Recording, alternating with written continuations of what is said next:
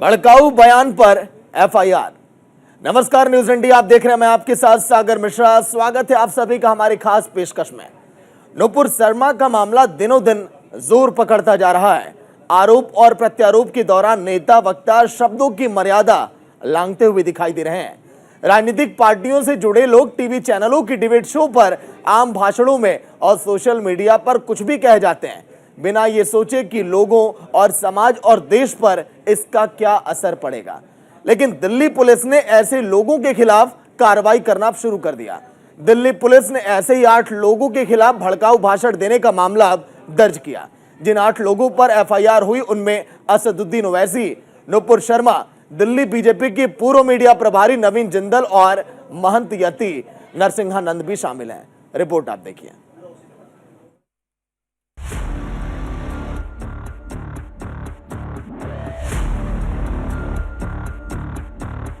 भड़काऊ बयानों को लेकर दिल्ली पुलिस सख्ती के मूड में है। गुरुवार को दिल्ली पुलिस ने भड़काऊ बयान देने के मामले में 8 लोगों के खिलाफ मामला दर्ज किया। ये वो लोग हैं जिन्होंने टीवी डिबेट में या अपने भाषणों में या सोशल मीडिया पर भड़काऊ बयान दिए हैं। ये 8 लोग हैं। दिल्ली बीजेपी के पूर्व मीडिया प्रभारी नवीन जिंदल, पत्रकार सवा नकवी, हिंदू महासभा की सदस्य पूजा शकुन पांडे, राजस्थान के मौलाना मुफ्ती नदीम, पीस पार्टी के प्रवक्ता शादा चौहान, एआईएमआईएम के चीफ असदुद्दीन ओवैसी, बीजेपी के पूर्व प्रवक्ता नुपुर शर्मा एवं महंत यति Narsinghanand. I think the whole social media is abuzz, so we have registered cases against Ms. Nupur, Mr. Naveen, Mr. Owaisi and several other people who have been regularly passing such kind of comments on social media, and they are hurting the religious feeling of people in general, so action has been initiated. आपको बता दें कि असदुद्दीन ओवैसी ने संघ प्रमुख मोहन भागवत के खिलाफ आपत्तिजनक टिप्पणी की थी। उसी टिप्पणी को संज्ञान में लेते हुए दिल्ली पुलिस ने असदुद्दीन ओवैसी के खिलाफ मामला दर्ज किया है। हैरानी है कि जिन 8 लोगों पर केस दर्ज किया गया है वो सभी जिम्मेदार लोग हैं, हाईली एजुकेटेड लोग हैं। बावजूद इसके बोलचाल में मर्यादा का ध्यान नहीं रख पाते। बातों में मर्यादा का ध्यान न रखना ही नुपुर शर्मा को भी भारी पड़ रहा है। पैगंबर साहब पर दिए गए उनके बयान पर सियासत अभी तेज है। इत्तेहादे मिल्लत काउंसिल के अध्यक्ष मौलाना तौकीर रजा ने कहा कि उन्हें बीजेपी पर भरोसा नहीं है और अगर नुपुर शर्मा की सुरक्षा करनी है तो जेल से बेहतर जगह कोई दूसरी नहीं हो सकती। मैंने सुना है नुपुर को भी कुछ धमकी मिली है। मैंने तो खुद नुपुर के लिए मांग की है कि उसकी सुरक्षा की जाए, क्योंकि ये आरएसएस वाले, भारतीय जनता पार्टी वाले बहुत गहरी साजिशें रचते हैं। ये खुद ही नुपुर को मार के और ये इल्जाम लगा सकते हैं कि मुसलमान आतंकवादियों ने मार डाला। इसलिए हम ये चाहते हैं कि उसकी कड़ी सुरक्षा की जानी चाहिए और जेल से अच्छी सुरक्षा कहीं नहीं हो सकती। अगर उसकी जान बचाना चाहते हो, वाकई उसकी सुरक्षा करना चाहते हो, तो उसके कितनी कंपनी फोर्स लगा दो, जेल से अच्छी सुरक्षा कहीं नहीं मिल सकती। उसे जेल में भेज देना चाहिए। उधर दिल्ली में नुपुर शर्मा के विरोध में असदुद्दीन ओवैसी की पार्टी एआईएमआईएम के कार्यकर्ताओं ने जंतर मंतर पर धरना प्रदर्शन किया। ये लोग नुपुर शर्मा को गिरफ्तार करने की मांग कर रहे थे। उन्हें धरना देने की अनुमति न होने की वजह से दिल्ली पुलिस ने एआईएमआईएम के करीब 40 कार्यकर्ताओं को थाने भेज दिया। अंतर्राष्ट्रीय स्तर पर नुपुर शर्मा का मामला छाने और तालिबान द्वारा भारत को हमले की धमकी देने पर भी सियासत हो रही है। शिवसेना के नेता संजय राउत ने कहा कि ये सब बीजेपी के चलते ही हो रहा है।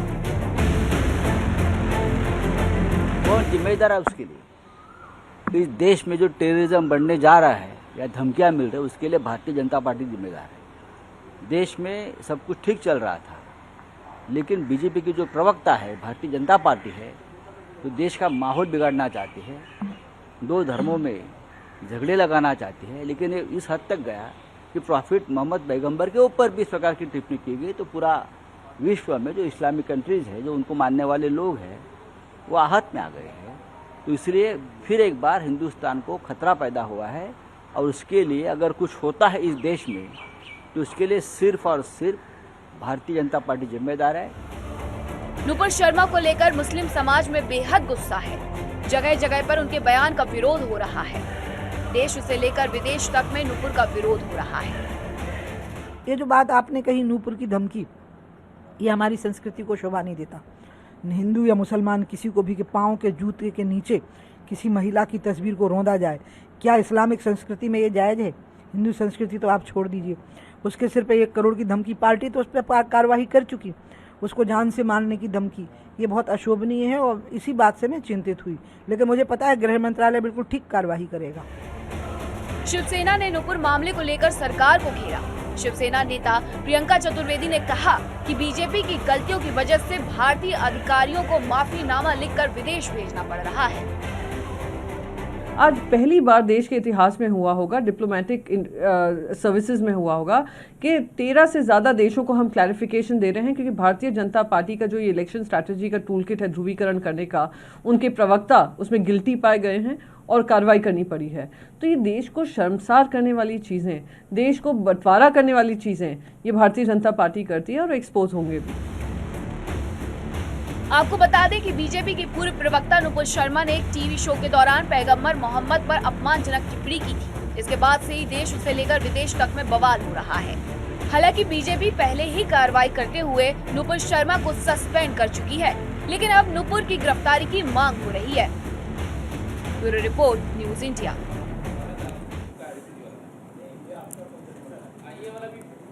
वहीं कानपुर हिंसा के मामले में रोज नए नए खुलासे हो रहे हैं। जांच एजेंसियों को शक है कि कानपुर में हुई हिंसा के लिए फंडिंग विदेशों से की गई।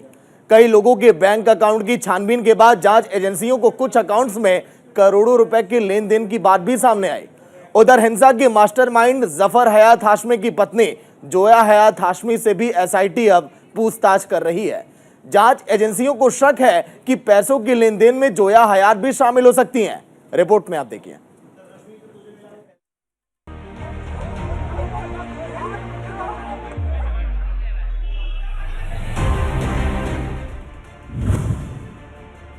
कानपुर हिंसा के पीछे इंटरनेशनल साजिश। कानपुर हिंसा के लिए विदेशों से आया पैसा किसके खाते में आया, कितना पैसा,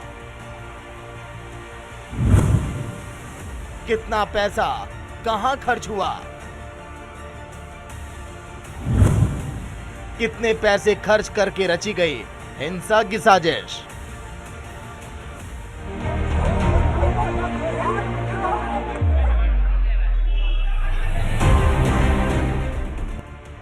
जी हां, कानपुर हिंसा के पीछे इंटरनेशनल साजिश होने की खबरें सामने आ रही हैं। बताया जा रहा है कि कानपुर में हिंसा फैलाने के लिए विदेश से फंडिंग की गई थी। हिंसा के बाद से पुलिस हिंसा के मास्टरमाइंड हयात जफर हाशमी और कई अन्य लोगों के बैंक खातों को खंगाल रही थी। पुलिस को शुरू से ही शक था कि कानपुर में हिंसा फैलाने के लिए कहीं बाहर से धन जुटाया गया है, क्योंकि जिस प्लानिंग के साथ हिंसा की गई वो बिना बाहरी फंडिंग के मुमकिन नहीं है। जिस प्लानिंग के तहत ठेलों पर पत्थर इकट्ठे किए गए, पेट्रोल बम बनाए गए, सैकड़ों लोगों की भीड़ जुटाई गई, वो बिना मोटी रकम खर्च किए संभव नहीं था। इसीलिए पुलिस इस हिंसा के प्रायोजित होने के एंगल से जांच कर रही थी। जैसे जैसे पुलिस की जांच आगे बढ़ती गई, फंडिंग वाले मामले पर से पर्दा हटता गया।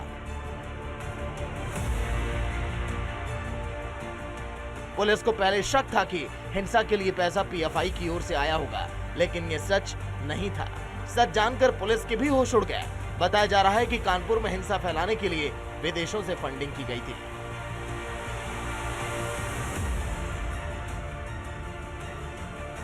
पुलिस के सूत्रों की माने तो कानपुर हिंसा के मास्टरमाइंड हयात जफर हाशमी और उनके साथियों को विदेशों से फंडिंग की जा रही थी। सूत्रों के मुताबिक 2019 से हाशमी को विदेशों से फंडिंग हो रही थी।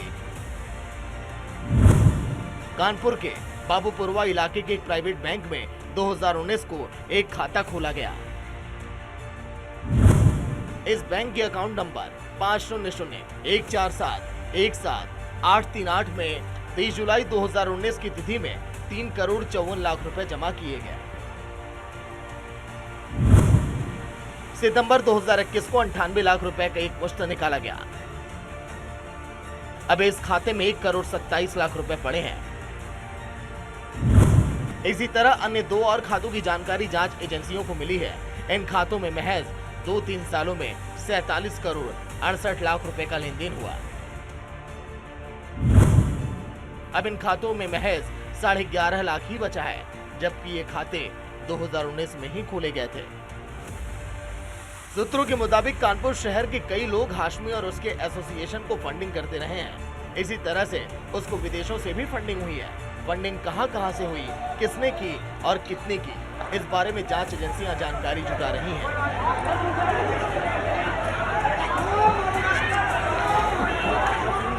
बताया जा रहा है कि हयात से पूछताछ के दौरान खुद इस बात को उसने स्वीकार किया और कुछ लोगों के नाम भी बताए जो संगठन के नाम पर उसको फंडिंग करते थे।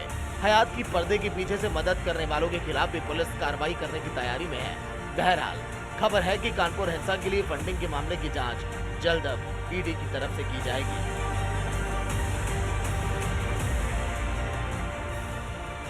उधर मुस्लिम पक्ष के द्वारा यह आरोप लगाया जा रहा है कि कानपुर हिंसा के मामले में पुलिस एक तरफा कार्रवाई कर रही है और जानबूझकर मुसलमानों को फंसाया जा रहा है। ये बिल्कुल जायज़ बात है कि एक तरफा कार्रवाई हो रही है। 90%, 95% मुसलमानों की गिरफ्तारी हो रही है, 2-4% में उनकी हो रही है। उसकी कोई हैसियत नहीं, 10% में उनकी मान लीजिए। और ये जो एपिसोड है इसको उसी निगाह से अगर देखा जाए तो ऐसा नहीं है कि मुस्लिम ही खाली इसमें मुजरिम है। मुसलमान गया था, अब गलती की, जुलूस नहीं निकालना चाहिए, लेके जा रहा था, लेकिन पत्थर तो ऊपर से आए ना, उसकी वीडियोस मौजूद है। अब आए हैं तो सवाल का जवाब भी मिला उनको, ये तो है, तो नादानी उनकी, जुलूस निकालना नहीं चाहिए। गलतियाँ तो बराबर से हुई हैं, इसमें कोई दो नहीं, लेकिन इसी तरीके से जो है वो गिरफ्तारी भी बराबर से होनी चाहिए। लेकिन यूपी के उप मुख्यमंत्री केशव प्रसाद मौर्य ऐसा नहीं मानते। उनका कहना है कि जो भी दोषी है उसका धर्म देखे बिना कार्रवाई हो रही है।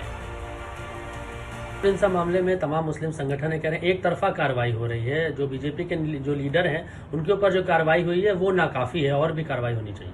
नहीं, इसमें वो निर्देशित नहीं करेंगे सरकार को, पुलिस को कि किसके खिलाफ जो अपराध करेंगे उसके खिलाफ कार्रवाई हुई है, उनके खिलाफ कार्रवाई। उधर कानपुर में हुए हिंसा के पीछे पीएफआई का कनेक्शन भी पुलिस खंगाल रही है। पुलिस ने कानपुर में पीएफआई के 5 एक्टिव मेंबर्स को आइडेंटिफाइड किया। इनमें 3 को पुलिस ने गिरफ्तार कर लिया, 1 बीमार है और 5वां फरार है। अब तक की जांच में मुख्य साजिशकर्ता जफर हयात हाशमी के करीबियों का पीएफआई से कनेक्शन बताया जा रहा है।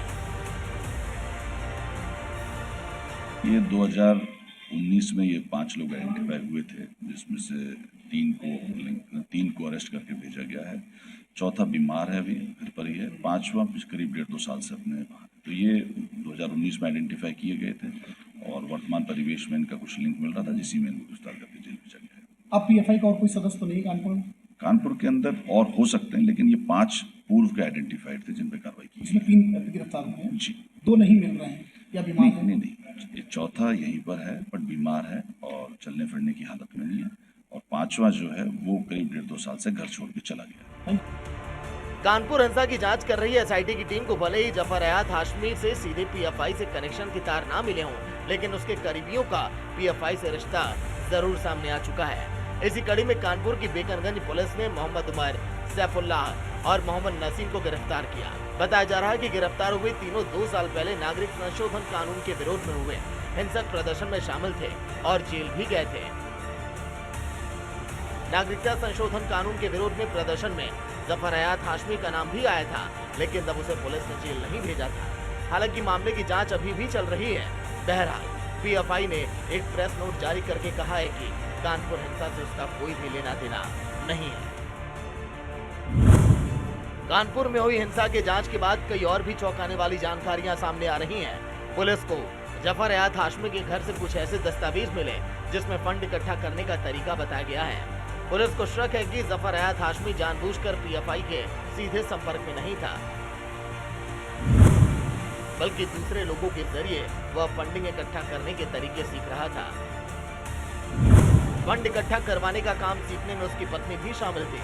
यही वजह है कि जांच कर रही एसआईटी जफर की पत्नी से भी हिंसा के संबंध में पूछताछ कर रही है। जफर हयात हाशमी की पत्नी जोया हयात हाशमी कई व्हाट्सएप ग्रुप की सक्रिय सदस्य और कई ग्रुप की एडमिन भी है। इसमें कानपुर में बाजारबंदी कराने को लेकर चैट भी सामने आई। कुछ चैट ऐसी भी मिली है जिसमें जफर हाशमी को चैट डिलीट करने की बात भी कह रही है। माना जा रहा है कि एसआईटी पत्नी के खिलाफ सबूत इकट्ठा कर रही है। बड़े सबूत हाथ लगते ही गिरफ्तारी भी की जा सकती है। पुलिस जफर हाशमी के द्वारा बनाए जौहर फैंस एसोसिएशन के बैंक खाते खंगाल रही है। इतना ही नहीं, उसके परिवार के अन्य सदस्यों के भी बैंक खाते खंगाले जाएंगे ताकि पता चल सके कि फंडिंग कहां से और कैसे हुई। दूसरी तरफ आतंकी संगठनों पर नजर रखने वाली एटीएस ने भी पश्चिमी यूपी से लेकर कानपुर तक सक्रिय पीएफआई के हिमायतदानों की किटुली खंगालना शुरू कर दिया। इस बीच कानपुर हिंसा के मामले में एक और चौंकाने वाला खुलासा हुआ। बताया जा रहा है कि व्हाट्सएप ग्रुप पर हिंदुओं के खिलाफ मैसेजिंग की जा रही थी। मुस्लिमों से कहा जा रहा था कि वे हिंदू दुकानों का बहिष्कार करें। हैरानी की बात यह है कि इस व्हाट्सएप ग्रुप में एडमिन समाजवादी पार्टी के विधायक अमिताभ वाजपेयी हैं। मामला सामने आने के बाद विधायक जी ने खुद को इस मामले से बहुत दूर बताया। बात तो मैं किसी उस ग्रुप में एडमिन नहीं था, मैं उसका मेंबर था। दूसरी बात यह कि अभी इलेक्शन गुजरा है और इलेक्शन के दौरान बहुत से लोग कैंडिडेट जो उनका पसंदीदा कैंडिडेट होता है उसको अपना व्हाट्सएप में उसको अपना ग्रुप बना के उसको ऐड कर लेते हैं। हम लोग देख भी नहीं पाते। इलेक्शन के टाइम पे कौन देख पाता है। हज़ारों 1,500 ग्रुप थे, आज हमने कम से कम 700-800 ग्रुप से लेफ्ट हुए हैं। हम जानते भी नहीं बहुत से लोगों को जिन्होंने हमें ग्रुप में बनाया। पता नहीं कल कोई और सवाल खड़ा हो जाए। आपकी वजह से आज हमें एक प्रेरणा मिल गई तो हमको लेफ्ट होने का भी मौका मिल गया, तो हम उस ग्रुप से लेफ्ट हो गए। कानपुर की नई सड़क यानी कि उस जगह जहां से हिंसा की शुरुआत हुई, उस जगह पर यूपी सरकार के आधा दर्जन से भी अधिक बुलडोजर मौजूद हैं। इन बुलडोजरों का इस्तेमाल सड़क पर पड़े और नालियों में गिरे पत्थरों को समेटने के लिए किया जा रहा है। इसके अलावा पुलिस उन इलाकों में ड्रोन से छतों की तलाशी ले रही है जहां से हिंसा की शुरुआत हुई। उड़ता ड्रोन घरों की छतों की कई गुप्त जानकारियां पुलिस को दे रहा है। ड्रोन से हम लोग थोड़ा हाइट पे जाके और जो चीज़ें हैं उनको बड़े आराम से हम लोग देख सकते हैं। ड्रोन के माध्यम से हम लोग जो संदिग्ध लोग हैं उन पर निगरानी रख सकते हैं, छतों पर निगरानी रख सकते हैं और इवन यहाँ बैठ के हम लोग गलियों में कोई इस तरह की गतिविधि तो नहीं हो रही है, इस पर भी निगरानी रख सकते हैं। तो इस तरह से लगभग 4 से 5 ड्रोन्स का यूज़ हम लोग कर रहे हैं अलग अलग समय पर। और जिस तरीके से हम लोग पेट्रोलिंग करते हैं उसी तरीके से ड्रोन के माध्यम से भी अच्छा सर्विलांस और पेट्रोलिंग हो जाता है। इसलिए घर के ऊपर जो घूमे पत्थर रखे गए थे वो सब हम लोग चेक कर रहे हैं कि क्या अभी रखे गए हैं कि नहीं रखे गए हैं। तो यहाँ से थोड़े बहुत एरिया है, वहाँ पे कुछ मिले हैं, कुछ गंदगी है, कुछ कूड़े वूड़े पत्थर रखे गए, बट फिर भी हम लोग देख रहे हैं यहाँ पे साफ़ है कि नहीं है। कितने बड़े पैमाने पर यहाँ पे पत्थर थोड़ा फिलहाल पहले से बहुत कम है। लोगों ने अपना हटा दिया, जो गंदगी कूड़े वूड़े पत्थर रखे थे लोगों ने साफ़ करे हैं, बट फिर भी अभी कुछ ऐसी जगह हैं जहाँ पे दिख रहे हैं। अभी किस एरिया में दिख रहे हैं? ये क्या बोलते हैं रूपम चौराहा, यतीम खाना चौराहा हो गया, यहाँ पे कुछ जगह हैं। एसटीएफ ने नागरिकता संशोधन कानून एनआरसी के दंगों में जेल भेजे गए सभी आरोपियों की कुंडली कानपुर के दंगाइयों से मिलान करना शुरू कर दिया। एटीएस को शक है कि कहीं कानपुर में हुई हिंसा में पश्चिमी यूपी के पुराने बलवाइयों का हाथ तो नहीं है। कहीं ऐसा तो नहीं कि उन्होंने ही कानपुर में जाकर हिंसा फैलाने में मदद की हो। Bureau report, news India. Kanpur की हिंसा के बाद आलम यह है कि कानपुर की उन गलियों में धारा 144 लगा दिया गया जहां पर यह दंगा भड़का। अगर किसी भी गली में 5 से ज्यादा लोग वहां पर इकट्ठे होंगे तो उन पर कानूनी कार्रवाई की जाएगी। लेकिन नुपुर शर्मा के बयान के बाद बीजेपी अब सवालों के घेरे में आ गई। भारत ही नहीं विदेशों में भी बीजेपी की जमकर किरकिरी हुई और तुरंत बीजेपी ने एक्शन लिया। नुपुर शर्मा को पार्टी से 6 साल के लिए निकाल दिया गया। ऐसा पहली बार नहीं है जब ये भड़काऊ बयानबाजी के बाद कहीं पर हिंसा भड़की हो।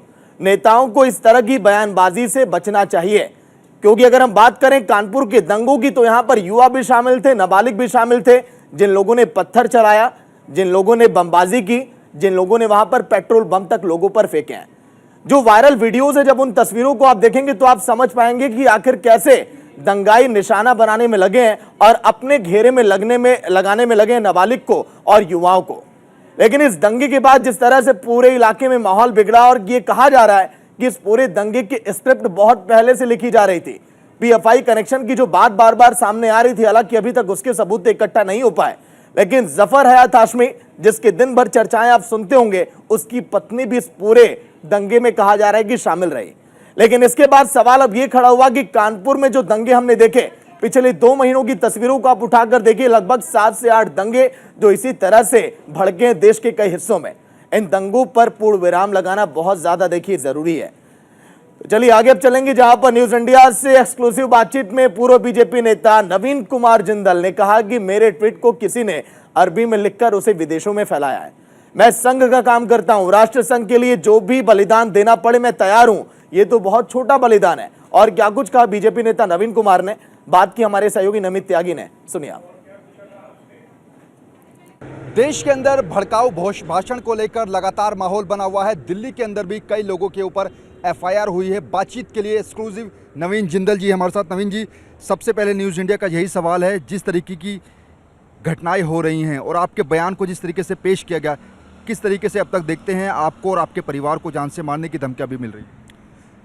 देखिए, मैंने जो क्रिया थी उसकी प्रतिक्रिया दी थी और जब क्रिया हुई थी सबको जानकारी है उस विषय में, लेकिन उसके बाद मेरे ट्वीट को किसने अरबी में ट्रांसलेट किया, मैं तो अरबी जानता नहीं हूँ और ना ही सोशल मीडिया का बहुत बड़ा मैं सेलिब्रिटी हूँ, तो मेरे ट्वीट को किसने अरबी में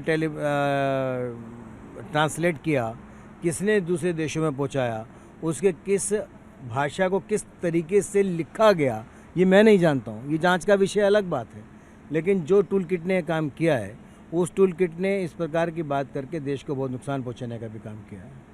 पार्टी की तरफ से जो फैसला लिया गया आपको और नुपुर जी को पार्टी से बाहर निकाला गया, इस पर क्या कहेंगे? देखिए, मैं संगठन का समर्पित कार्यकर्ता हूँ। राष्ट्र, सरकार और संगठन के लिए मैं कोई भी बलिदान देने के लिए तैयार हूँ। ये तो बहुत छोटा है, इससे बड़ा भी बलिदान देने के लिए मैं तैयार हूँ, क्योंकि लेकिन सवाल यहाँ पर ये है कि आज भाजपा एक राष्ट्रवादी संगठन है, इसलिए आप उससे सवाल करते हो कि उसको क्यों नहीं निकाला, लेकिन समाजवादी पार्टी, आम आदमी पार्टी, कांग्रेस पार्टी, AIMM के जितने लोग हैं वो किस प्रकार से हिंदू देवी देवताओं का अपमान करते हैं, टीवी चैनलों पर बैठ करके अभद्र भाषा का प्रयोग करते हैं, उनको अनर्गल कितना अभिशापित करते हैं, उस पर कोई सवाल नहीं होता क्या उनको अपनी दल के अंदर रह करके उसको गिरफ्तार करने की नहीं कहते? क्यों नहीं उनको गिरफ्तार करते? क्यों नहीं उन्होंने पार्टी से बाहर निकाला? खुद ऐसे नेताओं को पुष्पित पल्लवित करते हैं और अब भाजपा के नेताओं पर कहते हैं कि उनको निकाल दो। पार्टी ने तो निकाल दिया, अगर वो फांसी भी देना चाहे मुझे फांसी दिला दो, लेकिन इन लोगों की आवाज़ कब बंद करोगे भाई?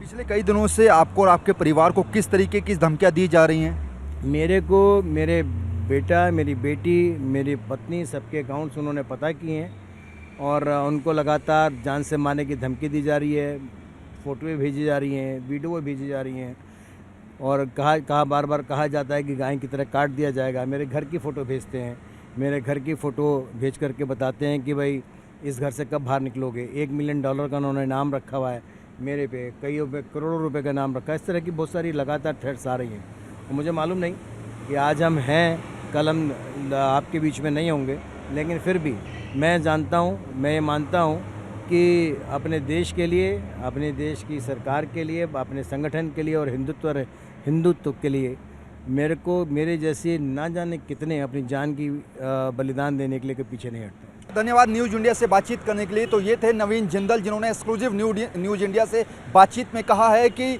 अगर राष्ट्र की सेवा के लिए उन्हें बलिदान भी देना पड़ा तो वो उस चीज़ से पीछे नहीं हटेंगे। कैमरा पर्सन राम नरेश के साथ नमित त्यागी, न्यूज़ इंडिया, दिल्ली।